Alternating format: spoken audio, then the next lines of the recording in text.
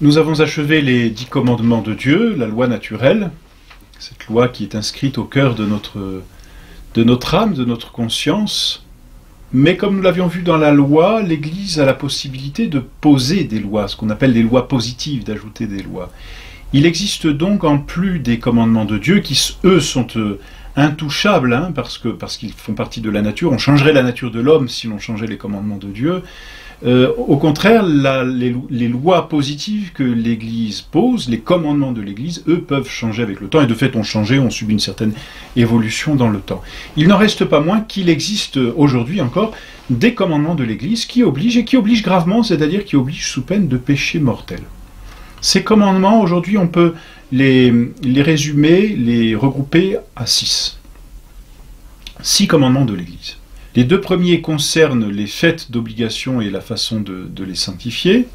Les 2 suivants concernent le sacrement de pénitence et de communion, et les 2 autres concernent la loi de la pénitence dans l'Église.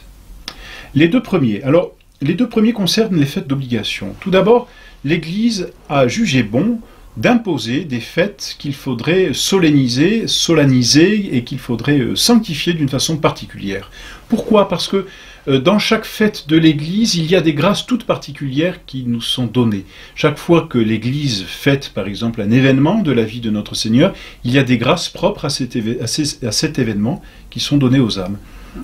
Chaque fois que l'Église veut fêter un saint, eh bien, non seulement le saint est honoré, Dieu est honoré au ciel, mais le saint a une intercession plus particulière et peut dispenser davantage de grâce.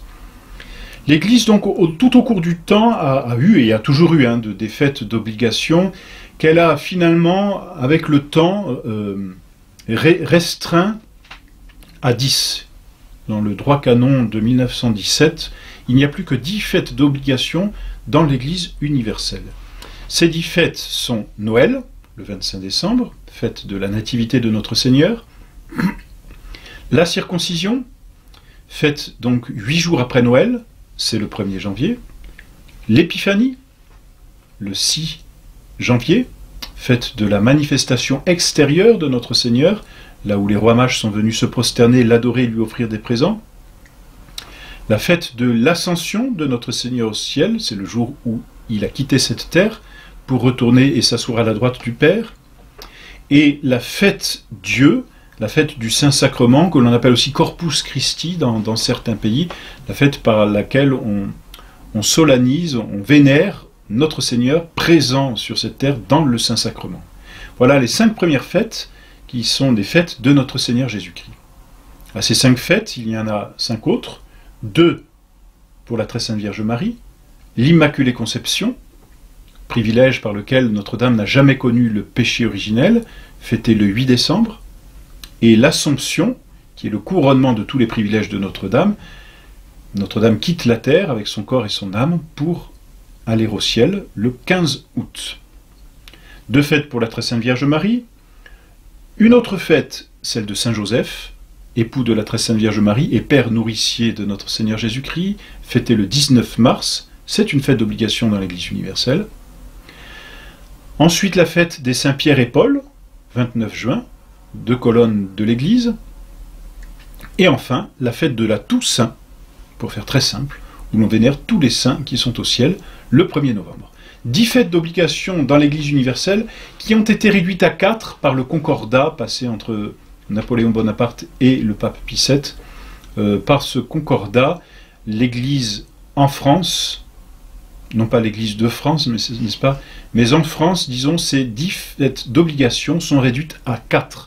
C'est bien que pour les Français, et justement ces fêtes d'obligation changent d'un pays à l'autre, mais pour les Français, il y a 4 fêtes d'obligation qui sont Noël, l'Ascension, l'Assomption et la Toussaint. Ce sont les 4 fêtes obligatoires en France. Voilà pour le premier commandement de l'Église. Le deuxième commandement de l'Église va prescrire la façon dont il faut sanctifier le jour du Seigneur. Et vous vous souvenez, on en avait parlé à l'occasion du 3e commandement, donc on ne va pas s'y étendre désormais, mais il est naturel, c'est un commandement naturel que de rendre à Dieu l'hommage qui lui est dû. C'est lui notre Créateur, nous lui sommes soumis, de la même façon qu'un enfant doit rendre à ses parents l'honneur qui leur est dû, la piété, et bien de la même façon, toute créature doit rendre à son Créateur un certain culte. Ça, c'est la loi naturelle. Mais la loi positive va expliciter comment rendre ce culte à Dieu. Il y a deux façons, on l'avait vu. La première, c'est d'assister à la messe, et la seconde, de ne pas faire de travaux serviles. Voilà, et donc ça, c'est le deuxième commandement de l'Église. Il y a donc une obligation grave pour tous ceux qui ont l'âge de raison d'assister le dimanche et les fêtes d'obligation, les 4 fêtes en France, à la messe. C'est une obligation grave, c'est-à-dire sous peine de péché mortel, sauf, comme on l'avait vu, empêchement légitime ou nécessaire.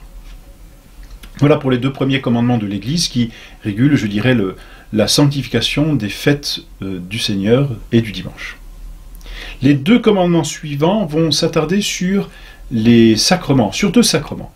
Le premier, c'est-à-dire le 4e commandement, c'est-à-dire le 3e commandement de l'Église, légifère sur le sacrement de pénitence. L'Église demande à tout catholique de se confesser annuellement, c'est-à-dire de se confesser au moins une fois par an. On voit là comment l'Église est large.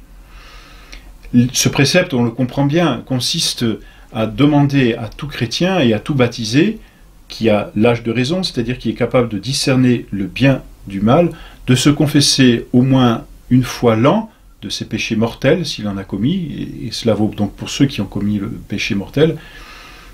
L'Église, dans sa sagesse, veut la fin de l'homme, c'est-à-dire la béatitude éternelle. Or, il faut être en état de grâce pour aller au ciel.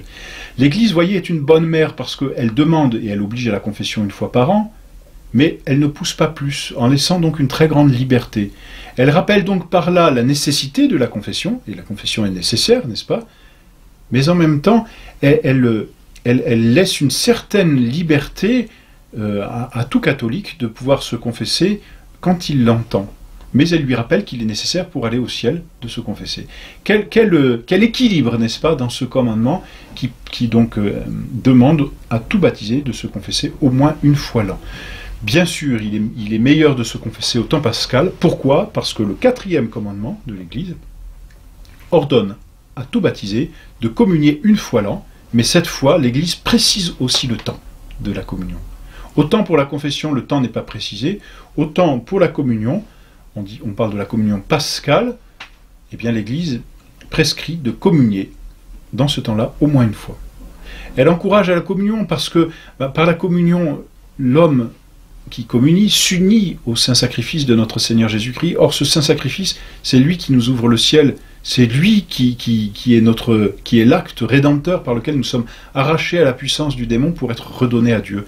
Donc par la communion, nous recevons en nous Dieu réellement présent, et Dieu vient en nous, nous sanctifie et vient nourrir notre âme. La communion, c'est la nourriture de nos âmes. Alors, on comprend que l'Église prescrive à tout catholique de nourrir son âme, mais là encore avec un grand équilibre, une fois par an, elle oblige à la communion pascale. Le temps pascal s'étend ordinairement de 2 semaines avant Pâques à 2 semaines après Pâques, c'est-à-dire du premier dimanche de la Passion jusqu'au dimanche du Bon Pasteur. Bon, l'Église est assez souple et peut l'étendre au-delà même, et bien souvent, elle l'étend donc du mercredi des Cendres, donc vraiment 40 jours avant Pâques, jusqu'au dimanche de la Trinité, ce qui est assez loin, n'est-ce pas? Plus de 50 jours après Pâques. Voilà pour le précepte de la communion. Il faut communier en état de grâce, bien sûr. Ne pas communier en état de grâce, c'est faire une communion sacrilège, et la communion sacrilège n'est pas une communion qui remplit le précepte. Celui qui n'aurait pas rempli le précepte de communier une fois l'an dans ce temps, reste tenu de le faire durant l'année, le reste de l'année. Il pêche gravement, c'est entendu, mais il doit réparer son péché en allant communier le plus vite possible. Enfin, les 2 derniers préceptes de l'Église concernent la pénitence. C'est un devoir que tout chrétien a de faire pénitence. Faites pénitence, dit saint Jean-Baptiste, notre Seigneur nous demande de faire pénitence, et il le fait pour nous montrer l'exemple. Et puis, notre Seigneur nous dit, celui qui veut être mon disciple, qui se renonce, qui prenne sa croix. La pénitence nous ouvre le ciel, c'est sûr. Et donc, c'est un devoir pour tout catholique de faire pénitence. Alors là encore, dans sa grande sagesse et dans sa grande largesse, l'Église va prescrire la pénitence, mais en même temps, elle ne va pas, appesantir l'homme avec de nombreuses pénitences. Et c'est absolument admirable, vraiment. Et on voit vraiment toute la sagesse de l'Église, comment elle arrive à trouver cet équilibre d'une prescription à la pénitence et en même temps de ne pas surcharger le chrétien pour donner quelque part, disons, à la pénitence quelque chose d'agréable et de doux, si l'on peut dire. 2 préceptes pour la pénitence, donc le 5e et le 6e. Le premier, c'est le jeûne, et le second, c'est l'abstinence. Le premier, c'est le jeûne. Aujourd'hui, dans l'Église, le jeûne est très réduit, extrêmement réduit. Il n'oblige plus que 2 jours, mais sous peine de péché mortel. Il oblige le mercredi des cendres et le vendredi saint. Ce sont les 2 jours où le jeûne est prescrit par l'Église. Donc là, on ne peut pas dire que l'Église soit vraiment, dure envers ses fidèles, envers les baptisés.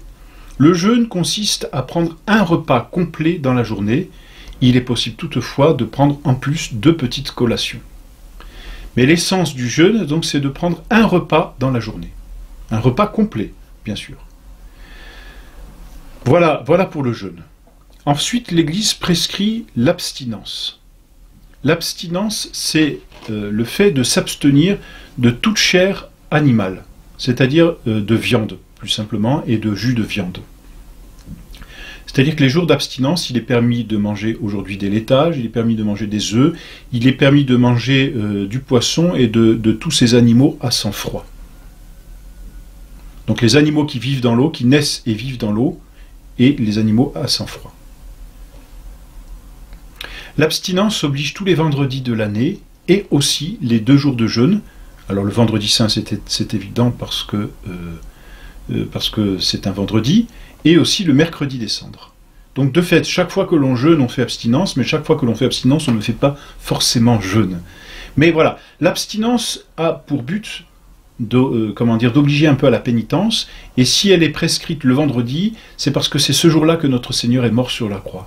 Donc en plus, vous voyez, l'Église a cette bonté de nous donner un véritable motif et une aide, je dirais, spirituelle et quelque part psychologique de faire abstinence, c'est de penser à notre Seigneur souffrant sur la croix et de dire, aujourd'hui, ce vendredi, je peux bien faire l'effort de ne pas manger de viande. L'abstinence reste douce parce que le poisson, c'est pas mauvais, parce qu'on peut manger, on peut faire un bon repas, n'est-ce pas, mais sans viande, tout simplement. Voilà donc pour les préceptes de l'Église, et avec ces préceptes de l'Église, eh bien, se clôt tout ce cycle sur la morale et les commandements.